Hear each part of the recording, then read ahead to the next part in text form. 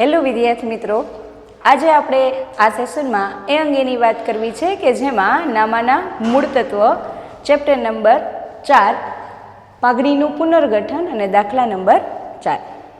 ગયા લેક્ચરમાં આપણે 3 રીતનો અભ્યાસ કરી લીધો છે, જેમાં ત્યાગનું પ્રમાણ, લાભનું પ્રમાણ અને આમનોંધને લગતી આમનોંધનું એક ઉદાહરણ અને આમનોંધ કઈ રીતે થાય તે વિશે આપણે શીખી ગયું છે। આપણે માત્ર અહીંયા જે બોર્ડમાં પૂછાય છે એવા જ દાખલાનો આપણે અભ્યાસ કરવાનો છે, બરાબર। એટલે આપણે લાભ, ત્યાગ અને આમનોંધ જે છે એનો આપણે અભ્યાસ કરશું।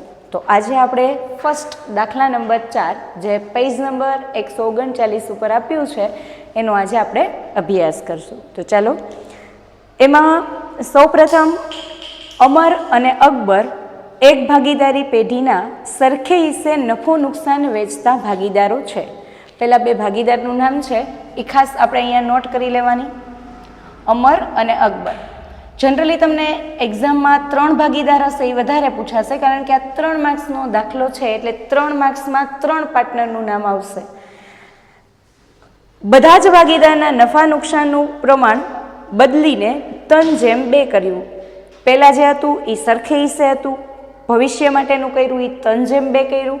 એટલે તમારે ખાસ યાદ રાખવાનું કે જૂનું પ્રમાણ છે, અહીંયા પહેલાં આપણે જૂનું પ્રમાણ લખશું। એટલે જૂનું પ્રમાણ તમને કેટલું આપ્યું છે તો કે સરખે હિસ્સે। સરખે હિસ્સે એટલે મેં તમને કીધું હતું કે 1:1, 2:2, 3:3 તમને જે ગમે એ લખી શકાય, પણ આપણે સંખ્યા નાની બનાવવા માટે 1:1 લખશું। હવે અહીંયા આવશે જૂનો ભાગ। જૂનો ભાગ એટલે 1ના છેદમાં જે સરવાળો હોય એ 2ના છેદમાં મૂકશું, રાઈટ। હવે આપણે આવશે નવું પ્રમાણ। નવું પ્રમાણ એટલે જ્યારે પણ એ વસ્તુ બદલીને જ્યારે ફેરફાર કરે છે પ્રમાણને, એને નવું પ્રમાણ કહેવાય। અને નવું પ્રમાણ છે 3:2। 3:2 એટલે 3 ને 2 કેટલા થશે? 5। તો હવે નીચે લખી નાખવાનો કે નવો ભાગ અહીંયા આવશે 3ના છેદમાં 5 અને અહીંયા આવશે 2ના છેદમાં 5।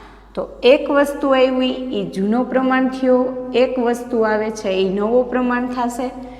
અને હવે આપણે સૂત્ર મેં જે તમને અગાઉના વિડીયોમાં કીધું હતું એ પ્રમાણે જૂન એમ યાદ રાખવાની। એટલે ત્યાગનું પ્રમાણ શોધવાનું છે, એટલે ત્યાગ બરાબર જૂનો ભાગ માઇનસ નવો ભાગ। તો હવે આપણે અહીંયા સૂત્ર લખશું, ત્યાગનું પ્રમાણ બરાબર જૂનો ભાગ માઇનસ નવો ભાગ। હવે જૂનો ભાગ તો પહેલું નામ કોનું છે તો કે અમર। તો અહીંયા લખશું આપણે અમર। જૂનો ભાગ કેટલો છે અમરનો તો કે 1/2, તો જૂનો ભાગ લખશું 1/2। નવો ભાગ કેટલો છે તો કે 3/5, તો અહીંયા લખશું આપણે 3/5। અમર પછી છે અકબર। તો અકબરનો જૂનો ભાગ કેટલો છે તો કે 1/2 માઇનસ નવો ભાગ કેટલાનો છે તો કે 2/5। પહેલાં આપણે જૂનું પ્રમાણ લખશું અને ત્યાર પછી નવું પ્રમાણ લખશું। હવે આપણે શું કરવાનું છે તો કે અહીંયા આપણે ચોકડી ગુણાકારથી દાખલો કરીએ છીએ, એટલે સાગુસાથી દાખલો થાય। ચોકડી ગુણાકાર ત્યારે જ કરવો કે જ્યારે બંનેના છેદ અલગ અલગ હોય। જો બંનેના છેદ સરખા હોય તો ચોકડી ગુણાકારની જરૂર નથી। આગળના વિડીયોમાં મેં સમજાવ્યું હતું એ પ્રમાણે ફરીથી એક વખત તમને સમજાવી દઉં કે ચોકડી ગુણાકાર કઈ રીતે થાય। ઘણા વિદ્યાર્થીઓને એ પણ ખ્યાલ નથી હોતો, તો એ પણ તમને અહીંયા સમજૂતી આપવામાં આવેલી છે। ફર્સ્ટ સ્ટેપ અહીંયા આ રીતે ગુણાકાર કરશું, એટલે અહીંયા 1 × 5 એટલે 5 × 5 માઇનસ હવે આ સ્ટેપનો ગુણાકાર એટલે 3 × 2 એટલે 3 × 6 અને છેદમાં 5 × 10। એ જ વસ્તુ અહીંયા આવશે 1 × 5 એટલે શું થશે 5 × 5 માઇનસ 2 × 2 4, તો અહીંયા આવશે 4/5 × 10। 5માંથી -6 જશે એટલે જવાબ માઇનસમાં આવશે, કારણ કે મોટા પદની પછી નિશાની મૂકવાની હોય। તો 5માંથી 6 જાય તો 1 વધે, પણ આપણે મોટા પદની નિશાની એટલે 6 માઇનસ છે, તો જવાબ શેમાં આવશે માઇનસમાં, એટલે -1/10। અને હવે અહીંયા આપેલું છે કે 5 - 4 એટલે 5માંથી 4 જાય એટલે 1/10। અગાઉ મેં તમને સમજાવ્યું હતું કે જ્યારે પણ ત્યાગનો દાખલો કરીએ છીએ અને માઇનસમાં જવાબ આવે તો એને લાભ કહેવાશે અને લાભના સૂત્રમાં માઇનસમાં જવાબ આવે તો એ ત્યાગ ગણાશે. તો અહીંયા ત્યાગનું સૂત્ર છે, માઇનસમાં જવાબ આવે એટલે એની બાજુમાં લખી નાખવાનું લાભ અને પ્લસમાં જવાબ આવે તો એની બાજુમાં લખી નાખવાનો ત્યાગ. અકબર છે એ 1/10 એટલે કે 1 ભાગનો ત્યાગ કરે છે, ત્યારે અમર છે એ 1 ભાગનો લાભ લે છે.